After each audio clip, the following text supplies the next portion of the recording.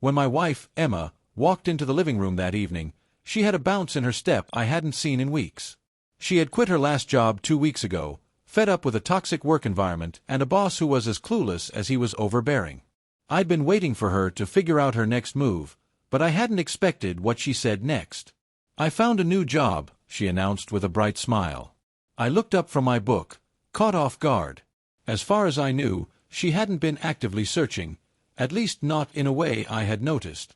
Setting the book down, I asked, "How'd you manage that? I haven't seen you on any job sites." She shrugged, like it was nothing. "An old friend saw one of my Instagram stories and reached out. Turns out, someone at his company is going on maternity leave, and they need a temporary replacement. He thought of me and offered to help." Her words sounded casual, like this sort of thing happened all the time. But jobs don't usually just land in people's laps through social media. Still, I kept my skepticism to myself. "So, when do you start?" I asked. "Not so fast," she said, lowering herself into the chair across from me. "I have to meet with him first to go over the details. It's more of an informal discussion than a formal interview." I nodded, waiting for her to continue. Then she hit me with something unexpected. "I need your help with something." That got my attention. "Help? With what?" She smiled, the kind that told me she was about to ask for more than just advice. "I need you to pick the perfect place for the meeting. Somewhere classy. You know, a place that makes a statement." I raised an eyebrow. I wasn't sure why a simple job discussion required that level of theatrics, but I didn't argue. "All right," I said, leaning back in my chair. "I'll find a spot that leaves no doubts." I spent some time going through a mental list of restaurants we'd visited over the years. There were plenty of decent options, but I wanted something that would stand out. After some thought, I landed on one of the high-end places downtown, somewhere we usually skipped for casual outings because of the price tag but fit the image she seemed to be going for. When I told her my choice, she looked pleased. "That's perfect," she said. Without hesitation, she picked up her phone and called her friend to confirm the details. I listened as she spoke, her voice confident and upbeat. "He's good with the restaurant," she said after hanging up. "We're meeting tomorrow at 6. I nodded, noting how smoothly everything was falling into place. It all seemed straightforward, but I made a mental note to keep an eye on how things developed. As she talked about what she might wear, I focused on ensuring the restaurant reservation was locked in. This wasn't just about her getting a job, it was also about making a solid impression on her friend and potential employers. There was no room for half measures. By the time we wrapped up for the night, everything was set. The restaurant was booked, her outfit was chosen, and the details were finalized. Now, it was just a matter of showing up and seeing how it all unfolded. After she went to bed, I stayed in the living room for a while, thinking. Something about this whole setup felt a little off, but I brushed it aside. Maybe I was overanalyzing things. Maybe it was just a lucky break. Whatever the case, I'd made sure we were putting our best foot forward. The rest was out of my hands. The next evening, we arrived at the restaurant right on time. Emma had gone all out. Her dress was sleek, her makeup was flawless, and she carried herself with a confidence that made it clear she wanted to impress. As we stepped inside, the air buzzed with the usual sounds of a high-end place, clinking glasses, murmured conversations, and the soft hum of background music. She scanned the room before waving toward a table near the back. I followed her gaze and saw 4 people already seated, 3 men in suits and 1 woman. They weren't flashy, but something about them demanded a second look. It was the way they carried themselves, sharp, polished, professional. As we approached, I took a moment to assess each of them. One of the men must have been her friend. He had an easygoing demeanor, quiet but observant. Then there was another man who seemed more like a right-hand guy, maybe an assistant or second-in-command. And finally, there was him, the boss. The way he sat, the way he scanned the room, the way the others subtly deferred to him, it was obvious he was in charge. Beside him, a woman sat with a glass of wine in her hand. His wife, I assumed. She was poised, polite, but her attention was divided. Every now and then, she glanced at her phone, barely engaged in the conversation. Introductions were quick and formal. Emma's friend greeted us, but his tone was neutral, almost indifferent. The assistant offered a small smile, and the boss himself stood to shake my hand, his grip firm, his confidence unwavering. His wife barely looked up, offering nothing more than a nod. We took our seats, and I let the conversation flow naturally, throwing in a few easy questions about their company and industry. It was a way to break the ice, keep things light. The assistant handled most of the talking, explaining their work and goals in a way that felt well-rehearsed. But as the night went on, I noticed something. The boss had his eyes on Emma. It wasn't blatant, but I caught the way he looked at her, the subtle glances he stole when she wasn't paying attention. At one point, he leaned back with an appreciative smirk and said, "That's a sharp dress." His tone was light, but deliberate. Emma gave a polite smile and thanked him. His wife. She barely reacted, too busy checking whatever was on her phone. I kept my thoughts to myself, but I made a mental note. A few minutes later, when there was a lull in the conversation, I nudged Emma under the table, a quiet signal for her to steer things toward business. She got the hint and started asking about the job, responsibilities, hours, expectations. Again, the assistant did most of the answering. He explained the role in detail, laying out everything she needed to know. He was professional, straightforward. But every now and then, the boss would chime in, not with details about the job, but with compliments. "We're always looking for people who can represent us well," he said, his gaze lingering on Emma just a little too long. "Someone like your wife could easily be the face of the company." He laughed as he said it, like it was just an offhand comment, but I knew better.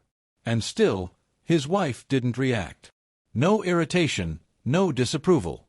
She just sipped her wine, as if none of it mattered. Emma, to her credit, stayed professional. She thanked him but kept the conversation focused on the job. As the discussion wrapped up, the assistant slid a business card across the table. "If you have any questions before Monday, feel free to call me." And then, almost as if to one-up his assistant, the boss grabbed a slip of paper, jotted down a number, and passed it to Emma himself. "Or," he said with a small smile, "you can call me directly." I clenched my jaw but said nothing. Emma, meanwhile, took the number with a polite nod, slipping it into her bag like it was no big deal. Back home, as I took off my jacket and leaned against the kitchen counter, I waited for the right moment before saying what had been on my mind since dinner. "Didn't you find his behavior a little odd?" I asked. Emma turned from her phone, puzzled. "What do you mean?" I shrugged, keeping my voice neutral. "He went out of his way to sidestep his assistant. Kept throwing in unnecessary compliments. If his wife hadn't been there, I might have said something." She sighed, brushing it off. "I think you're reading too much into it. It's probably just a tactic, some kind of psychological thing. Maybe he was trying to make sure I felt welcomed. Or maybe he's trying to make you feel something else entirely," I muttered. She rolled her eyes. "Come on. He's just being professional. And besides, I got the job. That's what matters." I didn't argue, but the unease in my gut didn't go away. Later that night, when she was busy tidying up, I decided to make a call to her friend, the one who had connected her with this job. It seemed only right to thank him, but if I was being honest, I had another reason. I wanted to get a better read on the situation. The call started off light. I told him I appreciated him looking out for Emma, and he laughed it off. "It's no problem," he said. "She's a great fit for the role." Then, casually, I steered the conversation where I needed it to go. "So, what's the boss like?" I asked. "You've worked there a while. What's his deal?" There was a pause, too long to be normal. "He's hands-on," the guy finally said, choosing his words carefully. "Takes a lot of interest in his employees. Likes to be involved." I didn't like the way that sounded. Then, almost as if it was an afterthought, he added something that stuck with me. "If there's one downside to this job, it's the travel. The boss likes to take people on trips, and he usually goes with them." Something in my chest tightened. "He personally goes?" I asked, forcing my voice to stay casual. "Yeah," the guy confirmed. "It's part of his hands-on approach, I guess. But, yeah. Just a heads up, you might find yourself missing your wife every now and then." That last part lingered in my mind long after we hung up. Frequent business trips. The boss tagging along. Something about it didn't sit right with me. But what could I do? The job was hers now. I'd just have to wait and see how things unfolded. But one thing was for sure, I'd be watching. Emma came home from her first day at work with the kind of excitement I hadn't seen in a long time. She dropped her bag by the door, kicked off her shoes, and headed straight for the kitchen to grab a glass of water. "The team is amazing," she said, practically beaming. "I've already made a couple of new friends. We're even planning to grab coffee after work tomorrow." I leaned back in my chair, watching her as she talked. She was genuinely enthusiastic, and for the first few minutes, I let her enjoy it. She went on about how welcoming everyone was and how her first day had gone even better than she'd expected. Then she added something that made me sit up a little straighter. "You'll never guess what happened," she said, a grin tugging at the corner of her lips. "The boss spent the entire day personally training me." I blinked. "The whole day?" She shrugged. "Yeah." When I mentioned it to the other girls, they said he's never done that before. They even joked that he might have a little crush on me. She laughed, but I didn't. "That's interesting," I said carefully. "Did his wife seem okay with that?" "She wasn't in the office today," Emma said, taking another sip of water. "It was just me and him for most of it." I set my drink down, watching her closely. "He's married," I said, keeping my voice firm. "And if he ever crosses a line, I'll make sure he regrets it." Emma sighed, already looking exasperated. "Can we not jump to conclusions? I just started this job. Can't we let me settle in first before assuming the worst?" "I'm not assuming," I said, my tone steady. "I'm just saying I'm going to keep an eye on it." She rolled her eyes but didn't argue further.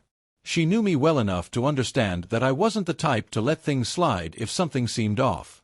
After a moment, she changed the subject. "You know," she said, "I was thinking about trying to get to know his wife better. It's kind of weird that she works alongside us but doesn't really seem to have a leadership role. You'd think, being married to the boss, she'd have more influence." It was an interesting observation, one I hadn't really thought about. "Maybe she prefers to keep things professional," I suggested, though I wasn't entirely convinced. "Or maybe he doesn't believe in favoritism," Emma said. "If that's the case, I respect him for it." I let out a short laugh. "That's probably the only thing I respect about him so far." She smirked but didn't say anything else.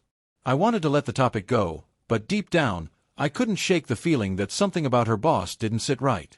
The next evening, I was sitting in the living room when I heard the front door open. But it wasn't just Emma's voice I heard, it was someone else's. She walked in with a guest, carrying a bottle of wine and looking far too comfortable. "I thought we'd have a little girls' night," Emma said, smiling at me. I looked past her to see his wife standing there, equally relaxed. I kept my expression neutral as they settled into the kitchen, pouring themselves glasses of wine. I wasn't expecting this, Emma inviting her boss's wife over. But maybe this was good. Maybe I could learn something. The two of them chatted easily, talking about life, work, and even bits about their families. I sat nearby, pretending to be absorbed in my phone, but I listened closely. The boss's wife was surprisingly open, sharing little anecdotes about her husband and the company. She seemed pleasant enough, relaxed, even. But something about her felt disconnected. Then, about an hour in, I heard a car pull up outside. Moments later, the doorbell rang. Emma got up to answer it, and I already knew who it was before she even opened the door. Him. The boss himself, standing there in my doorway. He greeted Emma with a charming smile before stepping inside, shaking my hand like we were old friends. His demeanor was smooth, controlled, the same way it had been at dinner. But I wasn't about to let the moment pass without learning something new. He turned to Emma. "We might need you to go on a trip soon," he said. "There's an important conference coming up, and I'll likely be going along to make sure everything goes smoothly." My jaw clenched. I spoke before Emma could. "Do you always travel with your employees?" His response was quick, almost rehearsed. "Not always," he said. "But for these kinds of trips, it's usually necessary. Especially for the women on the team." I raised an eyebrow. "Why them specifically?" He didn't hesitate. "Because at these conferences, there's often a lot of pressure. Competitors sometimes try to undermine our staff, especially the women. Having a strong presence there makes all the difference." I wasn't buying it. Then, lowering his voice slightly, he added, "In this industry, appearances matter. And unfortunately, some companies see female employees as easier targets. That's why I personally make sure they're taken seriously." It sounded professional, but it felt off. Emma, however, nodded along like it made perfect sense. I stayed quiet, filing this information away for later. As the night wound down, he shook my hand again and thanked us for hosting his wife. Before leaving, he turned to Emma with another too friendly smile. "I'll let you know more details about the trip once we finalize everything." With that, they left, and the house fell silent again. I sat back in my chair, staring at the door. Something wasn't right, and I was going to find out what. The morning of the trip, Emma was in full prep mode, packing, double-checking, and making sure she had everything she needed. Her suitcase sat by the door, zipped up and ready to go. She moved around the house quickly, but I could tell she was excited. "The boss and his wife will be here soon to pick me up," she said, pausing to look at me. I leaned against the kitchen counter, arms crossed. "Just remember what I said," I told her, my voice steady. "Keep me updated every couple of hours, at least. You know how I feel about this." She sighed, rolling her eyes like I was being ridiculous. "You're being overly cautious. It's just 3 days, and honestly, a little break from each other might be nice. Nothing to worry about." I didn't let her dismiss me that easily. "I'm not worried about us. I'm worried about him." The way he explained why he needed to tag along, it didn't sit right with me. She waved a hand dismissively, but she nodded. "Fine, I'll check in. Happy." Before I could respond, a car horn honked outside. She grabbed her suitcase, kissed me on the cheek, and said, "See you in 3 days," before heading out. I followed her to the door, watching as she climbed into the car. The boss was in the driver's seat. His wife sat beside him, making it seem normal. Emma waved as they pulled away, and I stood there, watching the car disappear down the street. For the first time in a long while, I was alone. And despite telling myself I trusted her, I couldn't shake the uneasy feeling in my gut. The first few hours were fine. Emma sent a couple of texts letting me know they had arrived safely at the hotel. She kept things short, everything was good, she'd check in later. Then, as the day stretched into evening, her updates became less frequent. I shot her a message. "How's it going?" No response. I called. It went to voicemail. Finally, hours later, I got a text. "Sorry, caught up in a big meeting. Really important. I'll call you later." I frowned at my phone. A meeting? This late? It wasn't the response I wanted, but I let it slide. I reminded myself that these work trips could be intense, especially for someone new. Still, when she mentioned the meeting had gone late into the night, I couldn't help but wonder. What kind of business happens at 9 p.m.? I forced myself to push the thought away. For now. When she finally got home after the trip, she looked different. Not in a bad way, just different. There was an energy in her, like she was coming off a high. She set her suitcase down and immediately launched into a story about how great the trip had been. "We made some incredible progress," she said. "The boss even drove me back. He's really something else." I kept my face neutral. "Oh yeah." She nodded eagerly. "We met with some major people, and I played a big part in pitching a new startup idea. It was intense, but he totally backed me up when things got heated. Shut down this one aggressive guy in the room like it was nothing." I folded my arms, watching her. "So, he was protecting you?" She shrugged. "More like guiding me through it. He's got such a strong presence, you know? Like, when things started to spiral, he kept his cool and made sure I had the support I needed." I didn't like how admiring she sounded. "I couldn't have done it without him," she added with a smile. That hit me the wrong way. I forced myself to stay calm, nodding as I asked a few more questions about the project, keeping the conversation going. I didn't want to ruin her mood by pushing too hard, not yet. By the time we went to bed, she was relaxed, but I wasn't. Something felt off. And in the morning, I was going to figure out what. The next day, I woke up before her. As I sat up in bed, I noticed her phone buzzing on the nightstand. Over the years, we'd never been secretive about our phones. I knew her passcode. She knew mine. So, out of curiosity, I picked it up. I wasn't prepared for what I found. The message was from a group chat, one that included her boss, some coworkers, and even the friend who got her the job. They were talking about the trip. But something felt off about the tone of the conversation. I scrolled up, and then I saw it. A comment that didn't make sense at first. Something about a big hole. At first, I was confused. Then, as I kept reading, the conversation became clearer. And it wasn't good. Someone mentioned a red dress with a plunging neckline, saying how incredible it looked. Another guy chimed in with a crude joke about how he could stare at that view forever. My grip on the phone tightened. Even the friend who got her the job had thrown in a laughing emoji and an inappropriate comment. I didn't know exactly who they were talking about, but I had a feeling. Just as I was about to dig deeper, I heard the shower turn off. Quickly, I set the phone back on the nightstand and leaned against the dresser, pretending to check my own phone. Emma walked out of the bathroom in her robe, drying her hair. I tested the waters. "Who was messaging you so early?" She glanced at her phone and shrugged. "I don't know. Probably work stuff." "Why?" I watched her carefully. There was some weird conversation in the group chat. Something about a red dress and a big hole. Her brows furrowed as she grabbed her phone, scrolling through the messages. "Oh, this," she said after a moment, rolling her eyes. "They're probably talking about one of the other girls. There was another woman on the trip. She hooked up with someone. Maybe they're joking about her." I wasn't convinced. "And where were you when all this was happening?" I asked, keeping my voice even. She didn't hesitate. "Texting you from the hotel, remember?" Her answer made sense. But my gut was screaming at me that something wasn't right. So, I let it go. For now. Later that morning, as she unpacked her suitcase, something caught my attention. A red dress. Deep neckline. Elegant fabric. I stared at it, my mind immediately flashing back to the messages. I didn't say anything right away. If I confronted her now, she'd just deny it, and I'd look paranoid. No. I needed a different approach. I thought about her friend, the one who got her the job in the first place. He had offered to grab drinks sometime. Now seemed like the perfect opportunity. If anyone knew what really went down, it was him. I made a mental note to call him the next day.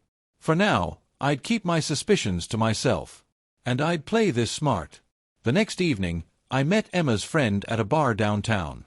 It was the kind of place with dim lighting, sticky tables, and an overwhelming number of neon beer signs. He looked a little on edge, glancing around like he wasn't sure he should be there. I kept it light, ordering us both a drink and kicking off the conversation with casual topics. Work, the weather, meaningless small talk. The goal was simple: make him feel comfortable. And after a few rounds, it worked. The guy wasn't much of a drinker, and it showed. His words loosened, his posture relaxed, and before long, he was talking. Then, out of nowhere, he asked, "So, what do you do for a living?" I leaned back. "Used to be a network engineer at Cisco." His eyes lit up. "Man, you've got to help me. My laptop's been acting up, and I've got some really important files on it. If I lose them, I'm screwed." I saw my opening. "What's the issue?" I asked. He explained how some files had disappeared from a work-related program. It sounded like basic user error, but I played along. "I'd have to take a look to know for sure," I said. "Why don't we head to your place? It's easier to fix this kind of thing on site." He hesitated. Then, after a second drink, he agreed. At his apartment, I booted up his laptop and started poking around. As expected, the missing files were right there in the recycle bin. It took 2 clicks to restore them. But I didn't say anything just yet. Instead, I turned to him and said, "By the way, who were you guys talking about in that group chat? The one about the big hole?" His face went pale. He stammered. "Oh, that was just, office jokes. You know how people are. Nothing serious." I didn't buy it. I hovered the cursor over the delete button. "Come on," I said, keeping my tone casual. "You're gonna have to do better than that. If you don't tell me the truth, I'll delete these files permanently. No backups. No recovery. Your call." His eyes widened. You wouldn't. I raised an eyebrow.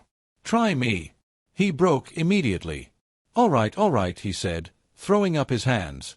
It was your wife. The boss slept with her. My stomach clenched, but I kept my face blank. He kept talking, spilling everything. The boss has a thing, he admitted. He targets female employees on trips. His wife has no clue. He acts like he's protecting them, but it's all just a cover. I didn't say a word. And then, he hit me with the worst part. There's proof, he said quietly. He keeps videos from these trips. Stores them in a private cloud. He even shares access with certain people. I clenched my jaw. And how do I find those videos? The guy hesitated. But he knew I wasn't leaving without an answer. Finally, he gave me a link. I restored his files, shut the laptop, and leaned in close. If you breathe a word of this to anyone, I said quietly, I'll come back here and make sure you regret it. Your laptop. Gone. Your reputation. Ruined. Got it? He nodded quickly, too scared to argue. I left without another word. And when I got home, I got to work. Emma greeted me at the door, smiling. How was your night? She asked. I forced a smirk. Good. Just a couple of drinks, some work talk. Nothing special. Inside, my mind was racing. She had no idea what I had just learned. Later that night, when she was distracted in another room, I opened my laptop and downloaded the videos from the cloud link. Each file confirmed my worst fears. The boss's hands-on trips weren't about business. They were about control, manipulation, power. And there, in one of the videos, was Emma. I clenched my fists, forcing myself to stay calm. This wasn't just about me anymore. This was about justice. And I was going to make sure that bastard paid for it. The next morning, I had a plan. Step 1. Tell his wife. I needed her to know. She was the only one with enough power inside the company to bring him down. I waited until Emma was out of the house, then dialed her number. She picked up, cautious. Hello. I kept my voice steady. This is the husband of one of your husband's employees. I need to talk to you. Privately. She was silent for a moment. Then, why? Because your husband is cheating on you, I said bluntly. And I have proof. Another pause. Then, her voice hardened. Where and when? I gave her a location, a small coffee shop near my place. Tomorrow, she said. No games. No games, I agreed. We hung up. The trap was set. And tomorrow, her perfect little world was going to come crashing down. The next day, I walked into the cafe to find her sitting at a corner table. She looked calm, but there was tension in the way she held her coffee cup. I sat down across from her. All right, she said, keeping her voice even. Tell me. I took a deep breath. Your husband is sleeping with his employees. She didn't flinch. I've had my suspicions, she admitted. But suspicions aren't proof. I pulled out my phone, opened the folder, and slid it across the table. Watch. She did. And as she did, her face drained of color. When the final video ended, she slowly placed the phone down and stared at the table in silence. Then, in a quiet, deadly voice, she said, That bastard. I leaned back, giving her space. She looked up at me, her expression no longer shocked, just furious. I'm calling corporate, she said, pulling out her own phone. This ends now. And just like that, it was done. The call was brief, but explosive. By the time we left the cafe, she had set everything in motion. The boss. His days were numbered. And Emma. She had no idea what was about to hit her. The next morning, I woke up to shouting. Emma's voice echoed through the house, laced with disbelief and anger. I stumbled out of bed and found her pacing the living room, phone in hand, her face flushed red. What's going on? I asked, rubbing the sleep from my eyes. She turned to me, practically shaking. The boss got fired. I barely reacted. Yeah. And not just him, she added, her voice rising. A bunch of women from the office got let go too. This is insane. They can't do this. I tilted my head, studying her. Fired. I repeated. Why? She shook her head, still pacing, still fuming. I don't know the full story yet, but it's obvious someone set him up. There's no way this is fair. He didn't deserve this. None of them did. Her outrage made me pause. I leaned against the counter, my expression unreadable. "Do you think," I said carefully, "it has anything to do with the big hole?" She froze. Her breath hitched, her eyes widened. And then, ever so slowly, she turned to face me, confusion bleeding into suspicion. "What did you just say?" she demanded. I took a deep breath, arms crossed over my chest. "You heard me," I said. "The big hole. That's what they called you in the group chat, isn't it?" Her face went pale. The color drained so fast, I almost felt bad. "Almost. What are you talking about?" she whispered. I didn't bother explaining. Instead, I pulled out my phone, opened the folder with the videos, and handed it to her. "See for yourself," I said. She hesitated, her hand hovering over the screen. But eventually, she took it. And she watched. I stood there in silence, watching her. Her face twisted in horror, in anger, in shame. And when the last video ended, she slammed the phone down on the table, breathing hard. "You had no right to go digging into this," she snapped, her voice trembling. "This was none of your business." I let out a bitter laugh. "None of my business," I echoed. "You cheated on me with your boss. You let those guys talk about you like a joke. And you have the nerve to tell me it's none of my business." Her jaw clenched, but I wasn't done. "Well, guess what?" I continued, my voice hard. "I made it my business. That's why he got fired. His wife and I made sure of it." Her panic was instant. You did this," she stammered. "You're the reason I lost my job?" I nodded. "Yeah, and I'd do it again." That's when she snapped. She started shouting, her voice rising to a shrill pitch as she blamed me for ruining her career, ruining her life, ruining everything.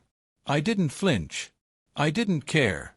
Instead, I turned and walked toward the bedroom, grabbed a suitcase, and started packing her things. "What are you doing?" she shrieked, following me, trying to grab at my arms. I ignored her.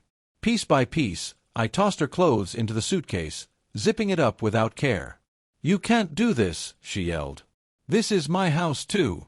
I picked up the suitcase, carried it to the front door, and set it down outside. "Not anymore," I said coldly. "Get out."